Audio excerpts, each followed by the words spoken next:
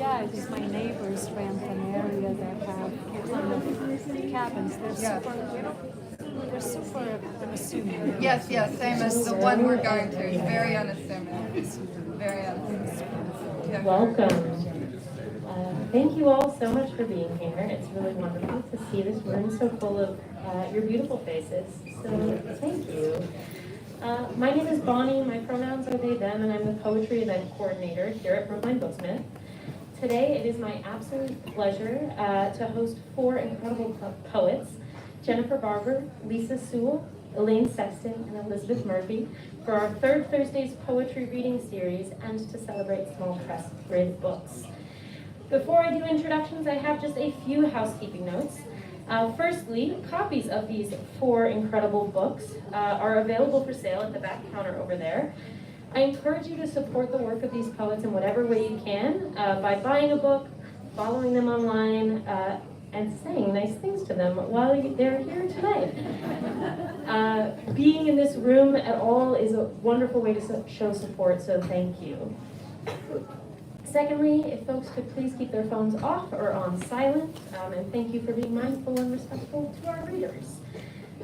Also know that the event is being live streamed from this iPad right here. Hello, YouTube.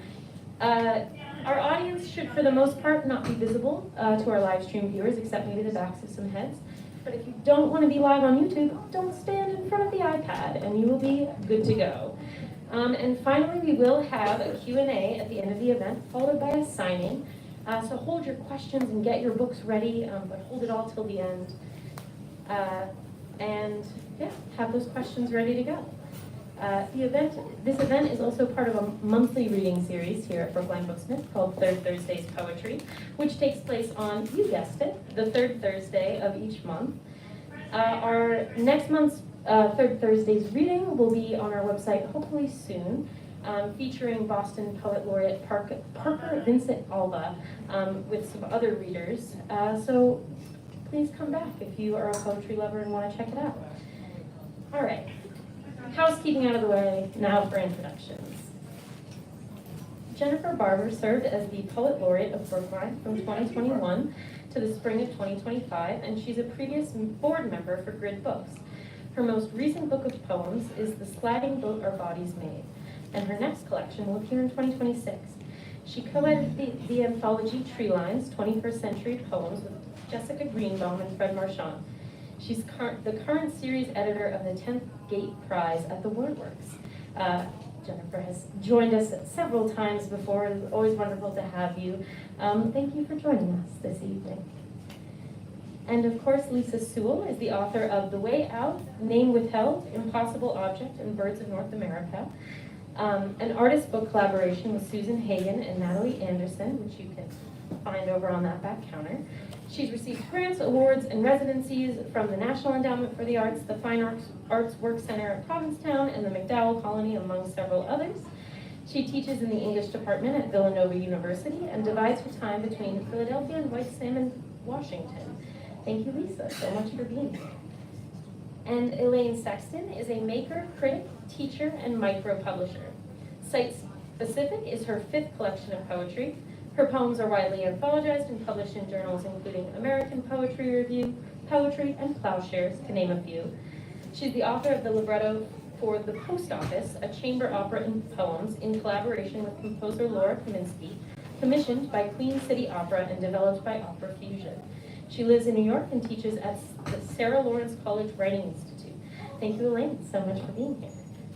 And last but certainly not least, Elizabeth Murphy is the director and publisher of Grid Books and its imprint Off the Grid Press. Her edition of literary correspondence of American poet Donald Justice and novelist Richard Stern, A Critical Friendship, was published in 2013 by University of Nebraska Press. A collection of her poems in the form of an exchange with the late poet Taylor Storr was published in 2018 by Trust Wafer, which you can see on the table there. Thank you, Elizabeth, so much for joining us this evening. Folks, these 4 poets have some beautiful work in store for us this evening. I'm so thrilled to be able to host them. Let's give them a warm welcome.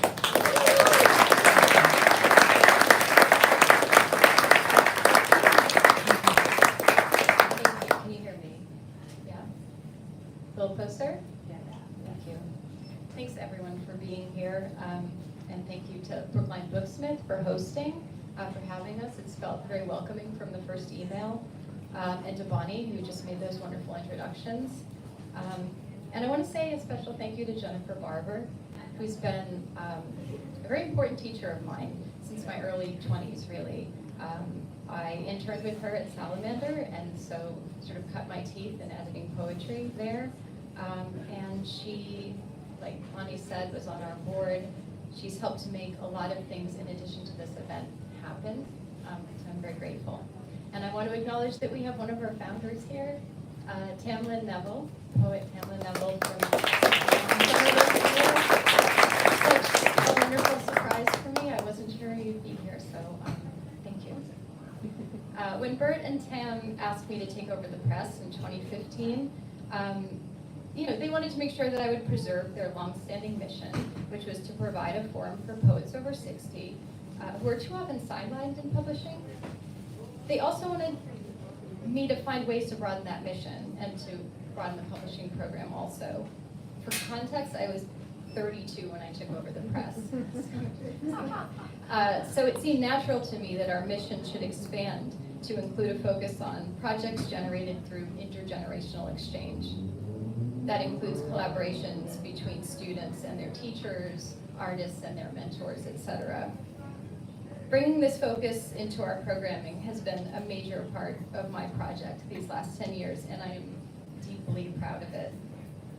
So in that spirit, I wanted to share a selection from the book that Bonnie mentioned, Little Prayers. These are poems that I wrote and then the collection that I edited in exchange with my friend and mentor, the late Boston poet and teacher, Taylor Stour. Taylor and I met in a community garden in Somerville when I was in my early 20s. It was actually the same garden where I met Bert and Tam. I don't know if people still meet in gardens, but I hope they do. I'll start with an excerpt from the introduction just to give you a sense of the exchange and the form that it took, and then I'll read a few poems from there, and if there's time, maybe some newer poems as well. For Liz on a cloudy day. The inscription Taylor scrawled in a first edition copy of Paul Goodman's collected poems. He set the mood that cool October afternoon when he suggested we meet at a bar instead of the garden. Admittedly, we were both depressed. He was going through a painful breakup. My depression was of the chronic sort, the culmination of a series of personal and professional disappointments. Taylor pushed the book across the high-top table and opened it to a series of 8-line poems. He explained to me that Goodman had written these little prayers as a gestalt exercise in naming the experiences of a moment, putting feelings into a form. Or as Goodman himself once put it, in saying just how it is with me. Taylor proposed that for 1 week, we try out Goodman's gestalt practice. Every morning we would write and exchange our first thoughts of the day in the form of a little prayer, 2 small stanzas of 4 lines each, with rhymes alternating. From this small start, a habit took hold. Every morning at the darkest time of day, we reached into ourselves for those 8 lines, and then we reached out to one another.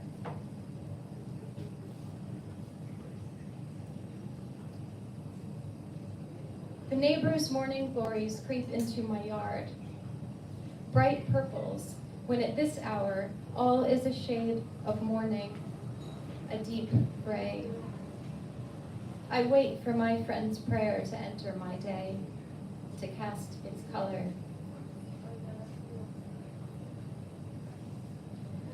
I woke today feeling anxious, as if dreams had settled in my chest.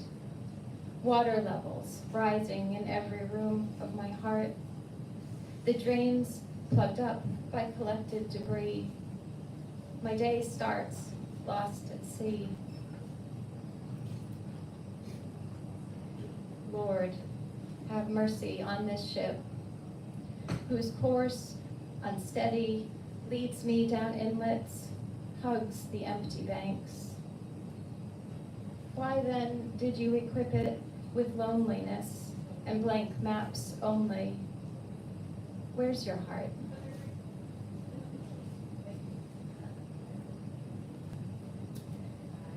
My friend reminds me that if life is as I say, it's the best damn jail he's been in.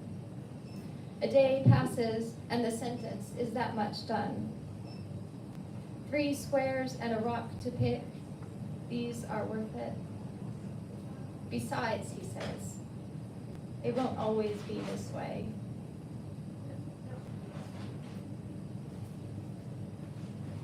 Yes, it's possible to miss someone that much. It's likely their touch resists itself in others, and no kiss will resemble it.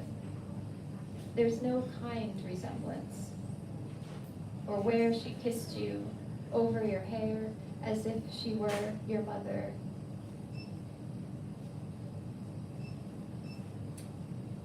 I'm going to close with one that I wrote just before Taylor passed. We continued this back and forth right up until he died. So this was one that was part of that sort of ending exchange. The tall pine out front is dying. But isn't it wonderful? Those almost naked arms are full of wind. I have a friend who thinks he's old, done in. But I see a great pine with full branches. I think I have time for a couple more, do I? Someone? Pull your ear if I'm going on. Just read 2 more. These are more recent, and definitely very different form than was here. In fact, no form. Between us. Have I made the wrong choice? The gifts we've given one another, when I think on them, really bring myself to consider, to peer in. I regret. All the bringers of order, the inanimate made companion, brought to life by collection, then hung from a tree. And the heavier ones that I rest a palm on, expecting them, by my touch, to change. Can you forgive me? The praying hands, the holders of order, the orderlies who rested their palms on you, and the gifts. I can release their weight by blows or lower them to you, despite fragility, frustrations of feeling. Lower them as I lifted you with eyes closed. I'll read just one more, and this one is not exactly new, but it's timely. It feels like an occasional poem because it was written on a sort of semi-annual pilgrimage that I make with my brothers up to Maine, in a place that's very important to us from childhood, and we're going again in just a few weeks, so I'd like to read it. One of my brothers is here in the audience tonight. To Damariscotta, to where my mother used to take her children, or to just south of here, to New Harbor. I come now early in October to see the leaves turn with my brothers, where yellow ferns light up our hikes like lanterns. Even under darkest cover, we come to see the seaport where it meets the Damariscotta River. Or we come here, I suppose, to know her more, our mother. I, by my own long walks along the shore, by my own voice that to my ear sounds like hers when speaking to my brothers. And by the way, my oldest asks if I remember when. It's as if he were handing me an oar, that I might use it like some divining thing to close the cold blue gap of her Damariscotta River. Thank you.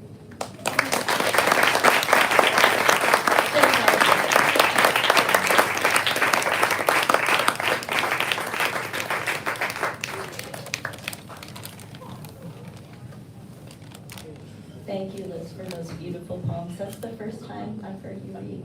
They're wonderful. Well, as writers, we don't necessarily see all that goes on behind the scenes for a publisher. I've had a closer look through being a board member at the challenges that book publishing entails. And I want to say that Elizabeth is amazing in what she does day in and day out to meet those challenges. I also want to acknowledge Bert and Tan, the founders, and Ian and Dan for all they do for GRID. And also in the room, there are some readers, including Rich and Peter and Dan, who would help out with the Off the Grid prize. And that's a great volunteer effort where they donate their time to do that, to read manuscripts. To keep a literary press going, I imagine, can sometimes feel like navigating a rocky shore. But Liz manages to do so while also hoisting new sails and steering for new destinations. I want to just give a little bit of a sense of what she does at GRID. She runs the annual Off the Grid contest for older poets, which receives several hundred entries each year. She supports previously published GRID poets by bringing out their new books, including career highlight volumes of their selected poems, as in Elaine's new book. Under Liz's leadership, GRID now publishes volumes of fiction, and with art editor Matt Murphy, beautifully produced fine arts monographs. Aided by Ian's technical expertise, GRID launched a series of audiobooks, increasing the audience for poetry. Liz was instrumental in helping GRID weather a distribution crisis among literary publishers, brought on by the closing of small press distribution. And she has a great track record of receiving grants from family foundations, the NEA, and the Mass Cultural Council. And finally, the holy grail of literary publishing. Liz has ensured the press's solvency, which has allowed her to increase the paid hours of the time she devotes to it. And that creates a sustainable reality going forward. For all these efforts, and trust me, I'm only scratching the surface here, I'd like us to recognize Liz Murphy.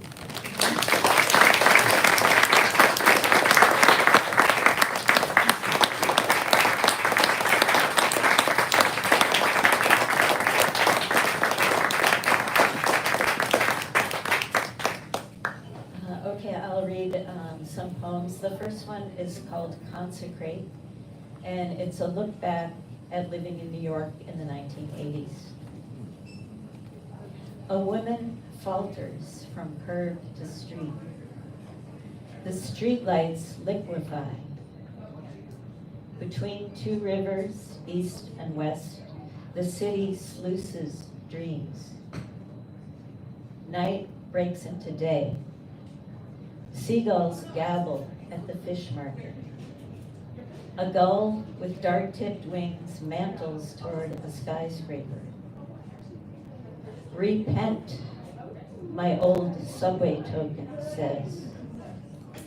Take whichever train you know back to 40 years ago.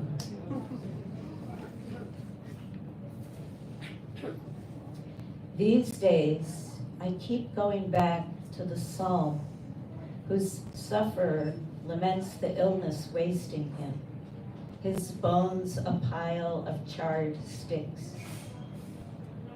He can't eat, can't sleep. His groans keep visitors away. The grass withers, the years vanish like smoke. All this before my second coffee, before the buses pull up to the school across the street, before I look at the newspaper. I'm learning, we all are, how a country devours itself. The coffee I make is strong. My hand trembles as I drink from the glazed cup. A landscape truck idles at the curb. The sky brightens. The mowers start.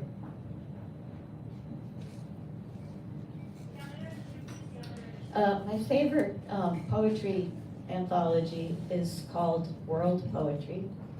It's over 1,000 pages long, and it's divided up by era and by language, so the poems are translated into English. And I came across recently a Persian poem by Rudaki, and it was written circa 920, so this is a kind of response to that poem. When I get to Rudiki's line about missing his teeth that once glowed like ivory lamps, my tongue moves around in my mouth. He tells of gardens, fountains, the moody prince who was his patron, the sun rolling across the sky, a midnight star piercing a gauzy cloud,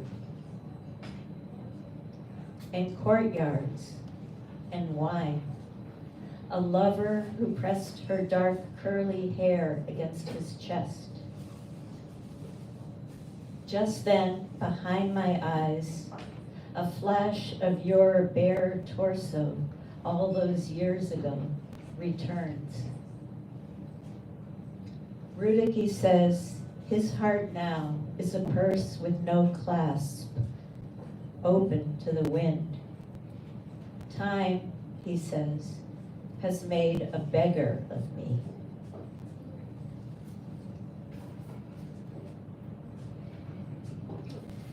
This is a poem about an Airbnb. It was a place near Valencia in Spain. 6 chairs on the patio, red geraniums in clay pots. The sun cleared the mountain hours ago. A motorcycle buzzes the hills. A bee grazes my ear, aiming his body into the ether. The orange tree releases a single perfect sphere through 7 rings of soundlessness. The fountain stands half in sunlight, half in shade.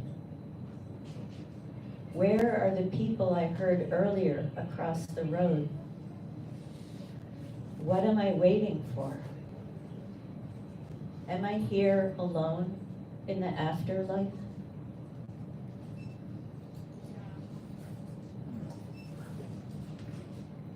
I guess that wouldn't work as an Airbnb.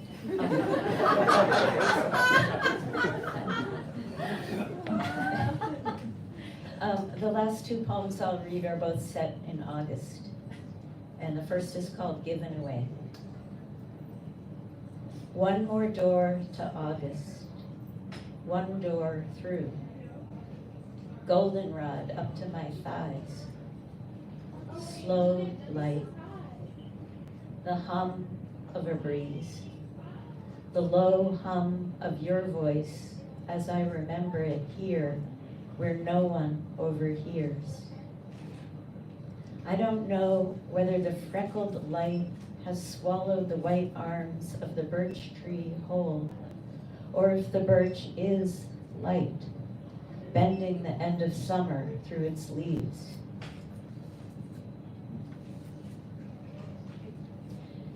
This year in our garden, we got a couple of sunflowers, and I'm very proud of them.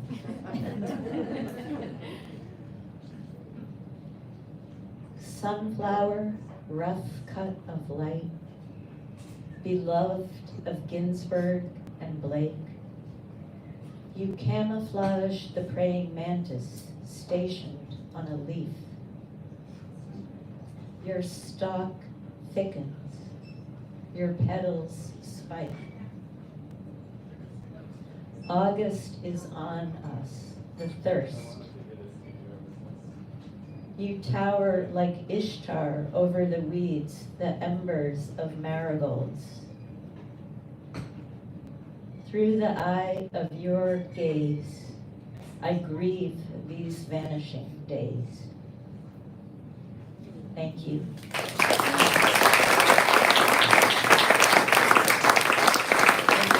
is Elaine Sexton.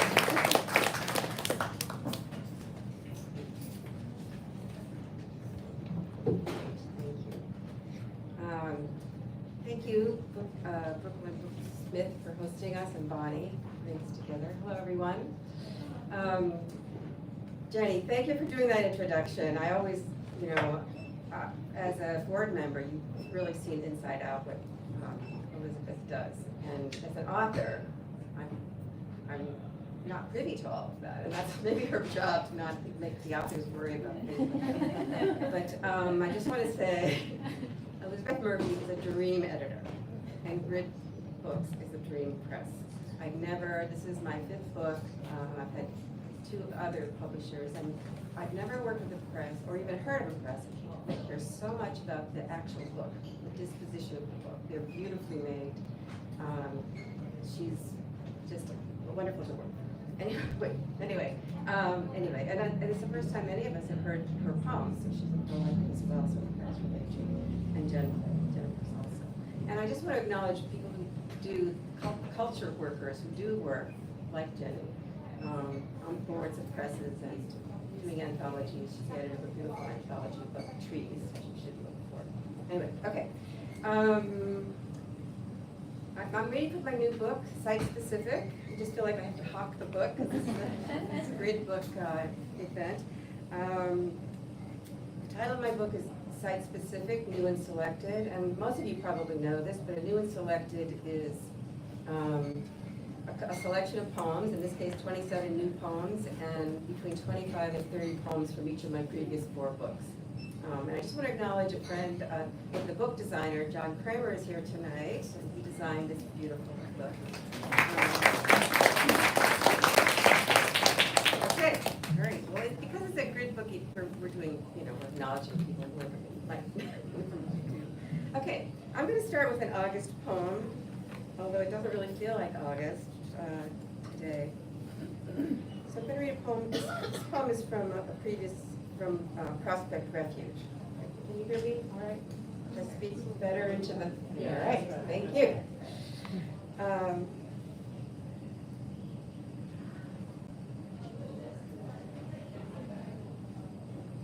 It's a prose poem. Stick. Tonight, everyone said yes to a dirty martini before dinner, and this didn't seem to prolong or distort the conversation we were having about corn. It turns out every single hairy bit, what we shuck absent-mindedly on the porch, in the yard, at the sink, in the tiny galley kitchen, is attached to a kernel from the start. Each strand we watch, shifting in a breeze, on camera, in life, by the side of the road, is anchored to a pip. On the couch, I sit stroking the silky, slender strands of a memory, a heat wave, shucking corn on a rock or by a house somewhere else. So hot, we peeled off our shirts and stayed half-dressed, shucking, talking, the moon a trail in the dark. Your old deaf dog, our sole witness, nosed in the leaves, licking the filaments with great anticipation and disappointment. So, too, our own. But sometimes between sips, between fields, something.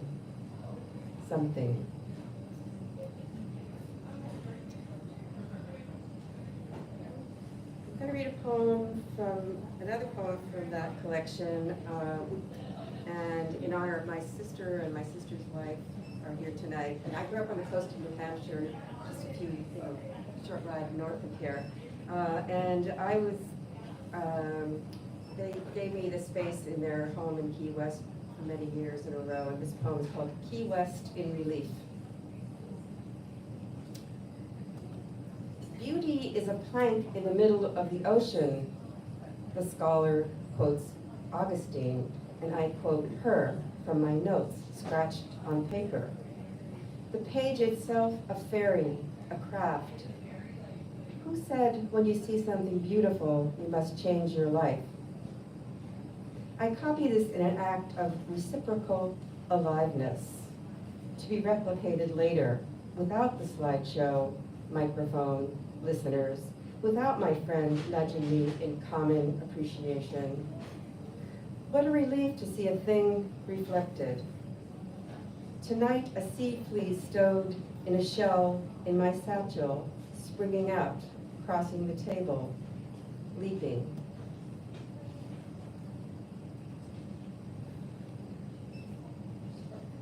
The next two poems are from my second book, Causeway.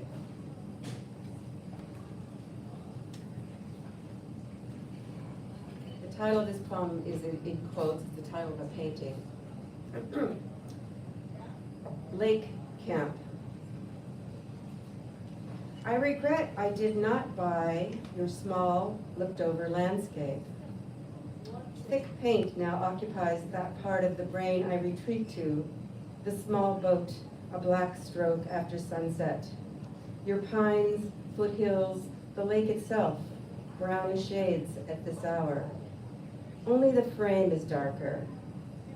I inhabit the sliver of light left on in the cabin, bone white.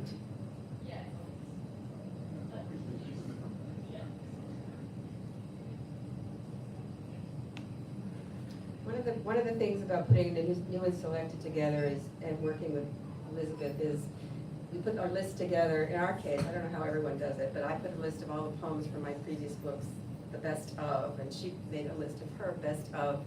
And this is one that wasn't on my list, but was on your from my book Causeway. Village Butcher. I consider the sun scorching the sidewalk where I live, where I exact a living wage of pleasure each morning. Whether I want to or not, I get up.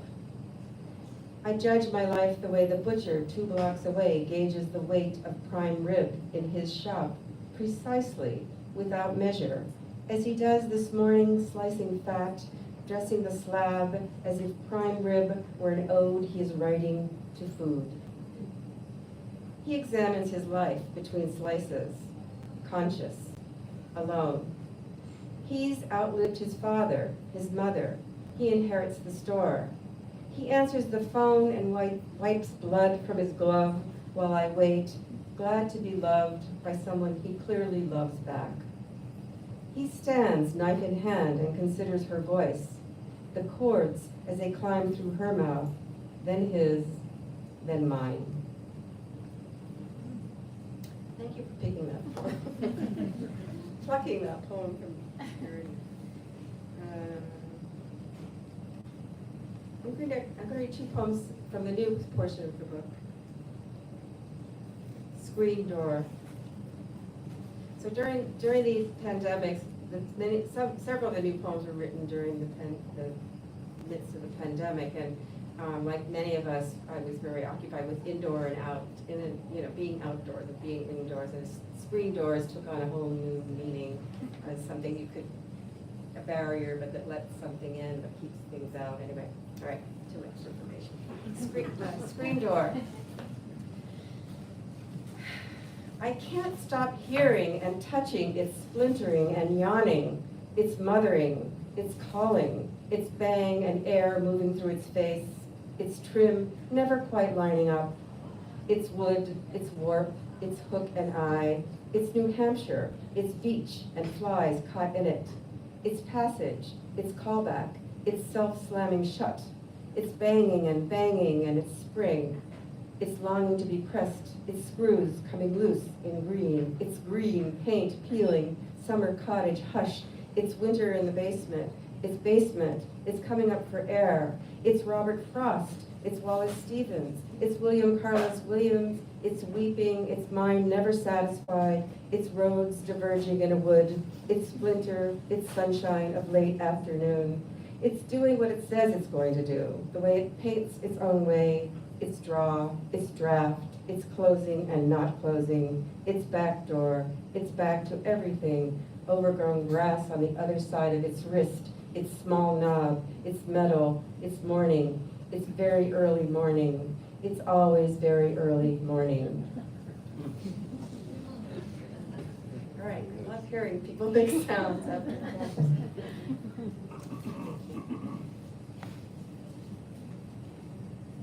This poem, that doesn't need an introduction. Poetry.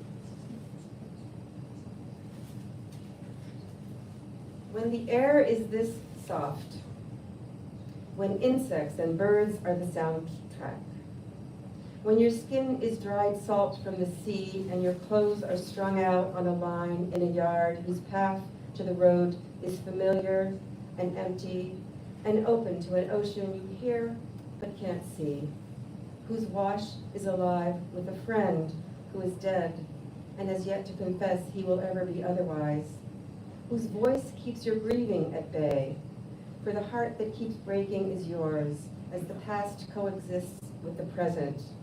And this standalone moment is cool, is safe, is no one you know is suffering or dying or trying to, and this intimate weather is real, is breathing, is unasked for, untethered. A place where your heart and the heart you once broke forgives you and retreats to after exposing themselves like roadkill, whose corpse threatens to upstage what surrounds it, where you discover how culpable and capable of cruelty you can be or have been, but also of practicing its opposite, where time is now animate and exceptional, but also reliably, unaccountably unkind.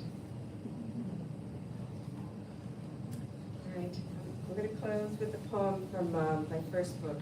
My sister requested an early poem, so I'm going to read this one. And this poem is kind of linked to the one I just read. And anyway, I want to thank everyone for coming. If I didn't earlier, it's a gift you give your friends to show up for your readings. So all of us have given readings where there's 3 people in the audience, and one of them is your spouse. So thank you for coming. The title of this poem is called Rethinking Regret.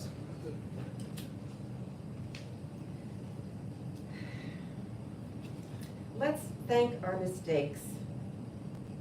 Let's bless them for their humanity, their terribly weak chins. We should offer them for our gratitude and admiration for giving us our clefts and scarring us with embarrassment, the hot flash of confession. Thank you, transgressions, for making us so right in our imperfections. Less flawed, we might have turned away, feeling too fit, our desires looking for better directions. Without them, we might have passed the place where one of us stood watching someone else walk away and followed them, while our perfect mistake walked straight towards us, walked right into our cluttered, ordered lives that could have been closed, but were not, that could have been asleep, but instead stayed up all night, forgetting the pill, the good book, the necessary 8 hours, and lay there in the middle of the bed, keeping the heart awake, open and stunned, stunning. How unhappy perfection must be over there on the shelf, without a crack, without this critical break, this falling, this sudden, thrilling draft.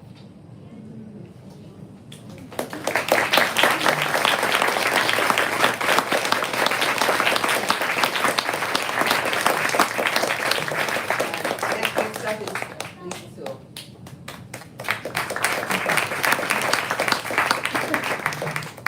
Okay, so, is this good? So I just want to echo what Elaine said, thanking the Brookline Booksmith and Bonnie for organizing this reading, and also Jenny for helping to organize it and inviting us up here, and also for the work they did on great books on the board. And also thank you for what you told us about Liz that I didn't know before. And I also want to echo Elaine. This is my 4th publisher, I think, and my best experience with publishing a book, and I'm really delighted. The book is beautiful as far as I'm concerned, and Liz was just amazing to work with, and I'm so excited to be part of Grit Books. It's really an honor. Yeah. privilege. So I'm trying to think if there's anything else I need to say, but so thank you all for being here, and I'll try to be quick because I know we're kind of going over the time. So this book has an environmental focus. There are poems about endangered environment, endangered ecosystems, endangered species, and endangered humans as well. It's also a book that is suffused with grief. I lost my mom while I was working on these poems, but it's also grief about our dying planet. So it's really really about this environmental thing. And it started with, I wrote a series of poems in response to sculptures by the artist Susan Hagen, who I also collaborated with on this little book about birds. And she did a series of sculptures of endangered species, and I went to see the show in Philadelphia. She's a Philadelphia artist. And I wrote poems in response to her sculptures. So I thought I'd read one of those to get started. And this poem is Incilius peregrinis, which is the golden toad. Because his screech is melody, and we are all in jeopardy, and all have toad songs semaphoring in our throats. Because the golden toad teaches us to flirt with explosive, day-glow, breeding excess, and to only emerge between the dry and the wet. Because the true toad occurs on every continent except Antarctica and Australia, and is toothless, deaf, and mute. And all the scientists admit their gold protective skins that were also lung and kidney were like nothing anyone had ever seen or will ever see again. We must memorize the numbers of decline, from 300 or more in each small pond to 12 the next year, then one lone male in 1989. For in the end, all his flaxen chorusing could not conjure a darker, gravid female to climb, clutch, and hang upon. Now we cannot conjugate them in the present tense, or in the understory and gnarled roots of elfin forests, and cannot return with our notebooks and quadrats to that April-May window and temporary pool, to the small, bright, gold enameled orange shapes that occasionally called out, perfectly patient, perfectly still. Nothing to record but the end of a wild, dangerous ride, like the second plague from Revelations in reverse, or the frog in the moon eclipsed back into oblivion by a black human magic. Too late to regret the fungus and blight ushered across oceans and mixed with the dirt beneath our fingernails, or wipe away the dust coating the vibrant-soled hiking boots of the new conquistadors. So I actually just retired from teaching at Villanova, which is a university outside of Philadelphia, Catholic University. And one of the best things about my job there was I got to teach in a program that they had at a state penitentiary. Prisoners at Greaterford Penitentiary that later became SCI Phoenix could get Villanova bachelor's degrees. And I taught there, I guess, about 12 times. And it was like the most significant teaching that I did. And I written a couple of poems about my experience teaching there, and I felt like fit into this book about endangered species and endangered lives. So this poem is called Correctional. All of us made mistakes at 16, at 17. We circle around, we try to own it. Some were seduced or coerced by crack in the 80s, by heroin or cocaine. Some were so high, we don't remember spending the night in our room talking violently to ourselves, disturbing parents and siblings. We can't picture or recall the dive bar and the slammed door, or the fatally wounded guy, or who called the cops, or what happened before we woke up with our head in the closet, knife gone, gun gone, fingerprints everywhere. Some fell from the backs of mopeds on Quaaludes, so concussed we couldn't read those first 6 months inside. Some were almost babies. Some spent the rest of our lives trying to take back the seconds it took with shaking hands to fashion the irredeemable. Some still dream about the stranger every night, or the one who ran, or the one who turned on us, the one we turned on. Some loitered in the aisles of Strawbridge's or Macy's and walked out again onto Market Street unnoticed, skin cloaking the Nike running shorts stuffed into our underwear. Some betrayed our sisters and our girlfriends. Some blamed the women in our lives. Some defended them with ardor. Some ran from a hit and run. Some graduated with honors. Some had 2 strikes and were out. Most will never again cross the bridge and drive the winding, tree-lined road that first took us to the big house, its drafty gray corridors, clanking dumbbells and caged yard. Here in the education wing, we've got 2 hours, and hunkered down over our desks, everyone is nodding or choked up over this poem called Rage by Mary Oliver, the tree that will never come to leaf, the watch dropped on the dark stones till no one could gather the fragments.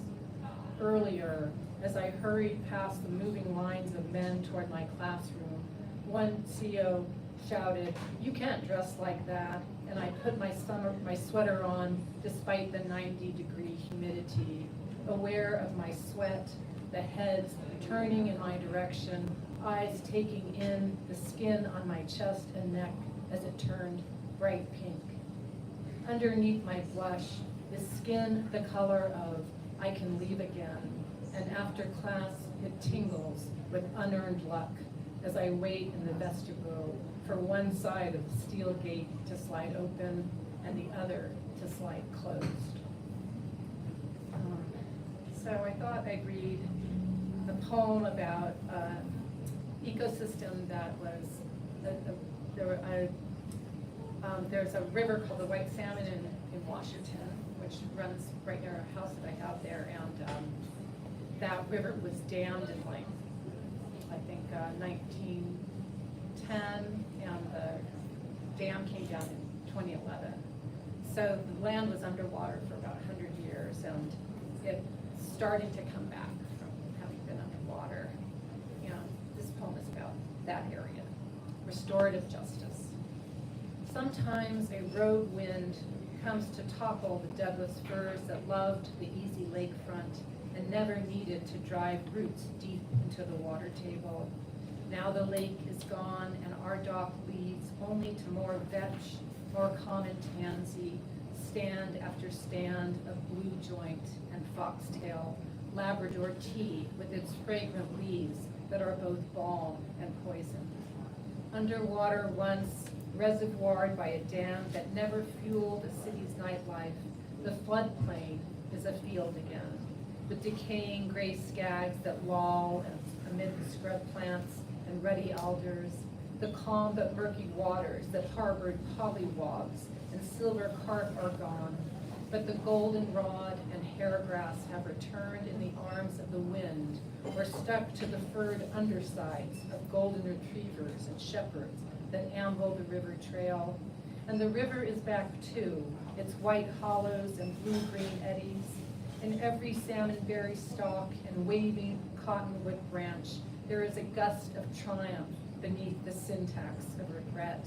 The squaw grass, or quip-quip, is at home again, its yellow-white, unworldly bowl of inflorescence that can be woven into a basket or ground to meal and baked. There's yellow salsify and pearly everlasting that blooms mid-July. The flowers will last until the first snow of winter as everything conspires to bury us in what we couldn't see or imagine. So I wanted to read parts of this next poem because one of my friends is here who I went to NYU with way back in the day. And I wrote this poem like pretty recently, but it's based on my notes from a craft class that I took with Galway Canal at NYU. So I'm not going to read the whole thing, but I'll read a little bit of it. And I also just want to mention that it's modeled after Joe Brainerd's book, I Remember. It's called Dry Spell. Afterwards, I remembered some poems mistake the moment they are beginning for the end. I remembered being among the first humans on Earth to see that the end of civilization and humans and other species and of eternity will come. I remembered Tuckerman, the first American poet to lament the destruction of our continent. I remembered poems tipping to the right-hand side of the page because of punchy verbs, no adjectives, and nouns that forced the 10th or 9th or 10th syllable to do a lot of the heavy lifting. I remembered the quest to find what gives the line integrity. I remembered metaphor is wish fulfillment and simile is insight, that there is a resemblance that words control and a resemblance that words cannot bear. I took my form and meter from other animals in the natural world, which abounds in forms. I remembered D.H. Lawrence and Muriel Rukeyser, who praised the squeamish things in life. I tried to get away from flatness. I remembered poetry as a kind of singing that raises language up. I remembered that stanza means little room, that form helps light and shadow move across the page. I remembered the final syllable in a line carries power because it's the only one that doesn't have a word that follows. I remembered the hermit thrushes, pure vowels, the wolf's emotional cry of isolation, the humpback whale's jazz, that the gopher frog sings entirely out of consonants, all edge. I remembered rhyme is like an inchworm that prays itself forward with inspection and faith and is given to those who believe. I remembered the basic criteria for good poetry depends on a degree of sympathy, kinship, and respect. I remembered that song and poetry connect us to other creatures who also sing. I remembered sending this poem to the next stomach, like a ruminating animal, until it tasted most of myself, and to put the right noises in the right order, like any good mammal. I remembered to make the poem unfold in consciousness. I remembered to address myself to everybody, though no one was listening. I remembered to project emotion into time with the maximum amount of flexibility. I remembered fatigue is what makes cowards of us all, and cowardice can sometimes be mistaken for fatigue. I remembered the marathoner who knows to pass through the 21-mile wall and go beyond it. I remembered that even anaphora has its limitations. And I remembered days wandering what anyway was that sticky infusion, that rank flavor of blood, that poetry by which I lived.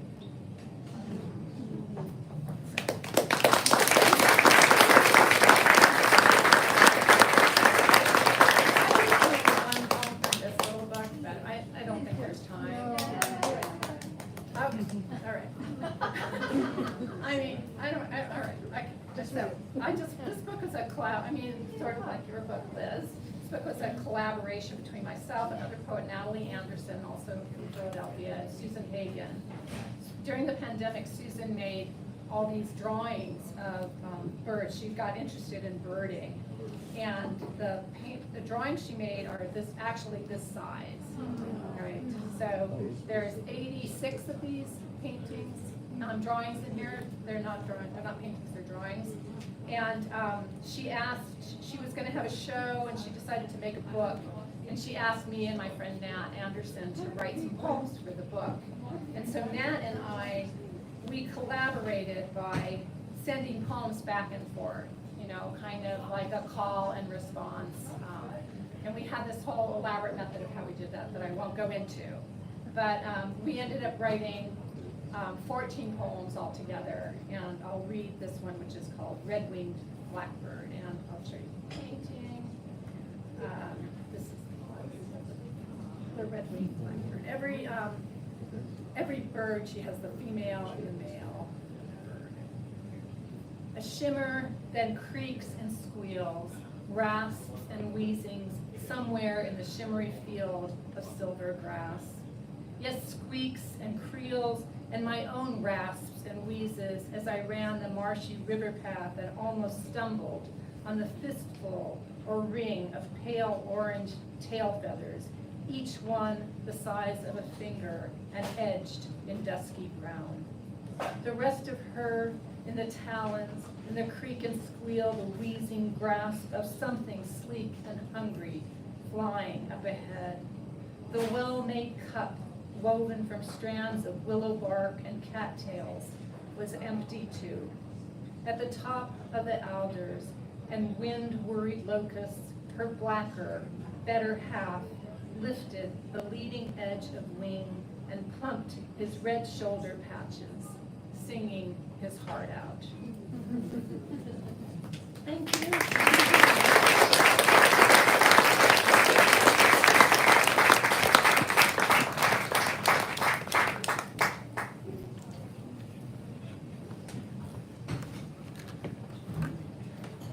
Wonderful. Thank you to the four of you for sharing that gorgeous work. I'd love to invite you all to our panelist table to come and start Q&A. Get out of the way here.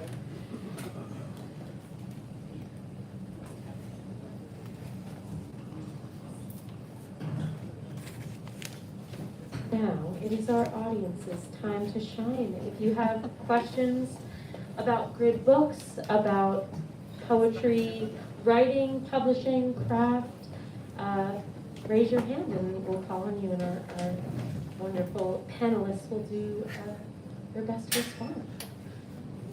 Can we applaud again? Yeah.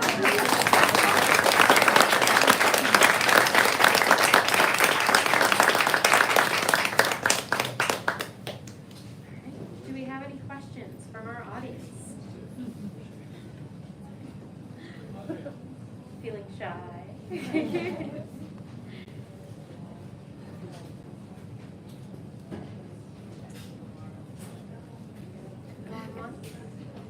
I have a question. Yeah. I would like to hear the cover stories from the other authors at our table. But I do also want to point out Elizabeth's book. Would you hold it up? She didn't hold it up, but it's a beautiful little nugget of a prayer book. You know, it's perfect design for the subject matter. Do you want to say something about the design of your books? If you want. Sure. Is this on? No, red light. Can you hear me? Yeah. I wish I had something to do with that cover, but I can tell you that the designer, Michael Russum, who is based in Somerville and who actually designs a lot of our books, including site-specific and floodplain, also designed this book. It was published by Press Wafer, which was William Corbett's press. He passed away the same year this came out, actually, sadly, because the press is no longer around. But before he died, he said to me, he gave me some advice.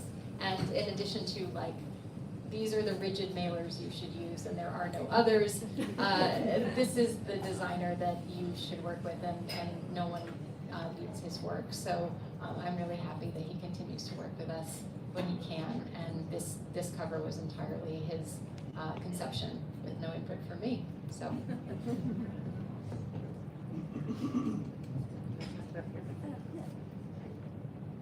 Hi. The cover of this book was designed by Susan Pierce, and she works at. Holding it up. Thank you for the WordWorks. And I want to say that the image on the cover is a detail of a painting by my husband, Peter Brown. And I love the painting.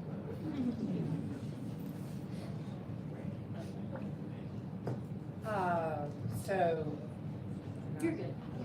Okay. My book was designed by Michael, and the image on the cover is by good friend of mine named Christine Hebert, and any of you are going to be in New York in September. She's having a show at Victoria Monroe in Manhattan. Yeah, she's a wonderful artist and also a book designer, so she gave me some ideas about how to trim the image. Of course, this was all designed so I could talk about it. Well, small correction. Michael Russum designed my first grid book, Drive, but John Kramer designed this one. And so the cover image is by Amy Sillman, artist Amy Sillman, and the title is A Shape That Stands Up and Listens. And I feel like it really just matched the poems in the book. It suited those poems. But again, back to Grid Books, she allowed us to really have a lot of input in terms of choosing the images for the cover, which is also not the case. Well, obviously your husband, so you were able to pick that. I'm jumping back in.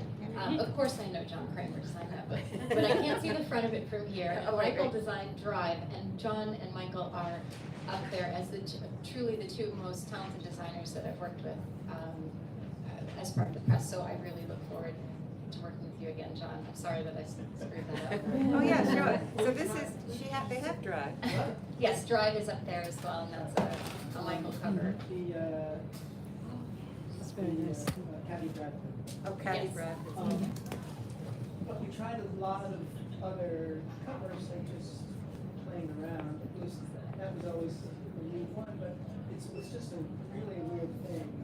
When something's the right thing, you just can't anticipate it, you can't rationalize it, and other things are just not.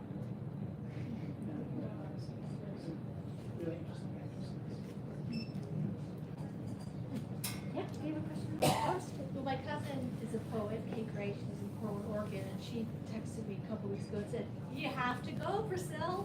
You're a wonderful and talented poet." So I just want to say thank you so much. The poems are beautiful. It's only my second poetry reading that I've attended. I really enjoyed it. And I guess my question is, like, what's each of your discipline for writing?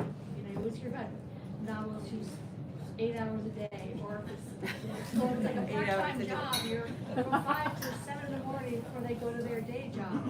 What's your practice like?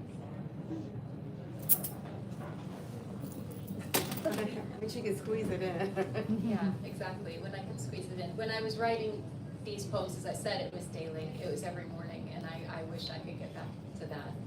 Sadly, that's not where I am, but I'll let the others speak to their background. I write early. Every day it seems I have a long to-do list. And so in the morning I tell myself, just skip poetry writing today. You'll get through that to-do list. And I find that I just can't skip it. And it's maybe unrelated to discipline and has more to do with just really wanting to do it. I always say this, and I have no business saying this because I don't work out at a gym, but I think writing is like working out at a gym. I do it every day.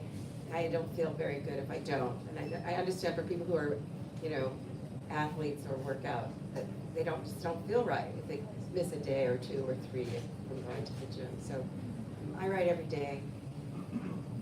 And I feel like I'm always writing. I'm actually writing, but then in your head you're always writing. So I have no discipline. Do not write every day. I mean, I just retired from teaching, and I couldn't write while I was teaching, so I wrote during the summers. For me, writing, I need a lot of time and a lot of space, and I couldn't work it out, when I was teaching. So, that's been, but I just retired, so maybe that's going to change.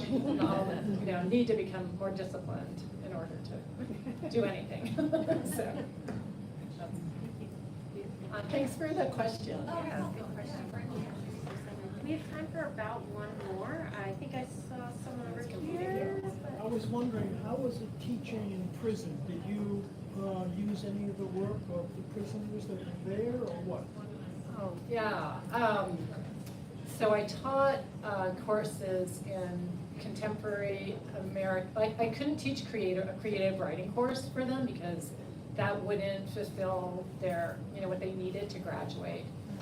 So I taught a literature class that was focused on contemporary multicultural poetry. It was called Reading and Writing Contemporary Poetry in a Multicultural Context. And so I would bring poems in, I'd order anthologies for them, and then I'd have them usually write poems that were sort of based on what we were reading. So they generally wrote about 4 poems a semester, and we would workshop them and talk about them. And at the end of the semester, everybody would do a little reading. So I was, it was really important to me to let them make the course a place for free expression for them. And a lot of them, they took the class because it was there. They didn't have a lot of choices, and most of them had no interest in poetry, but a lot of them ended up writing wonderful poems, and it was really an inspiring and moving experience for me. Thanks for your question. That was a short one, so we have time for one more question. Yeah, go right ahead. That's a big question. I noticed a motif of regret, the transformation of regret, and the embrace of regret. And I was thinking about what does it mean to see your life and transform your life in the moment of meditation through writing. And I wonder whether writing for you is a meditative practice in reflection. Like, does it transform the way you think about your past in a significant way? It's a big, that's a big question. But I just noticed that there was something that was popping out to me in your poem. I don't know if I can answer that question, but yeah. I think given that we're, well, with the exception of Elizabeth, women of a certain age, maybe regret is a subject matter that comes up because you've lived longer. But I think, Transforming. well, I think Elizabeth's book, Little Prayers, I feel like poems, I don't practice anything, but I feel like they're kind of like prayers. They're kind of, it's a kind of a practice. Poetry's kind of a religion. Anyway, you want to answer? Or an act of faith. An act of faith, all right. I feel like I don't know if regret is quite the word, but it's just a feeling of like wanting to atone.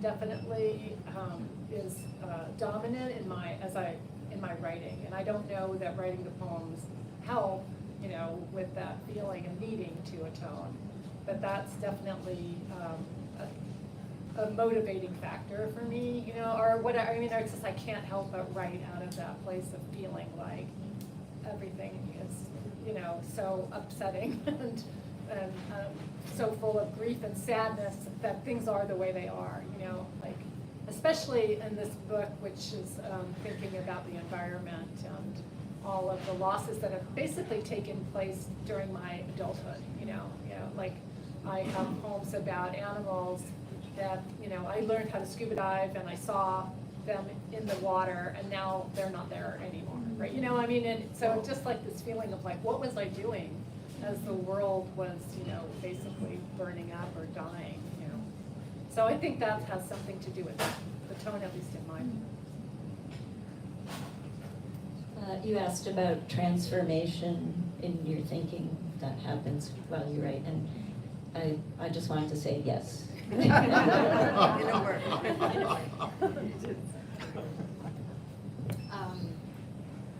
I'm not sure if this answers your question, but in terms of regret and responding to that or engaging with it, sometimes poems start for me as something I'm starting to say to somebody who's not here anymore. You speak to them in your head, and then you realize that there's music there, or there's you should just write it down so you can remember it, and then it sticks with you. Sometimes that's how poems start for me. Beautiful. We are at our time, but a lovely note to end on, thinking about what generates. Say that again? Thank you. You're welcome. Beautiful note to end on, thinking about where poems sort of come from and how they transform our thinking and our ways of seeing. Thank you to our audience for being here, for showing support. It's really wonderful to have you. And of course, thank you to our 4 poets, Elizabeth, Jennifer, Elaine, and Lisa. Let's give them one more round of applause.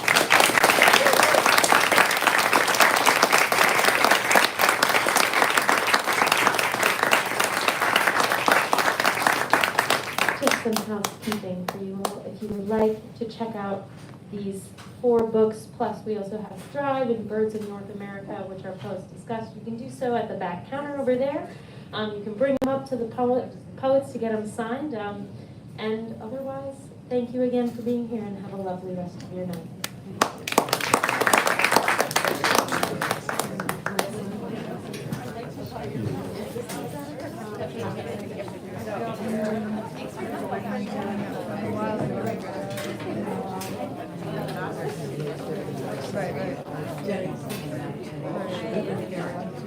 I don't know. Okay, say goodbye.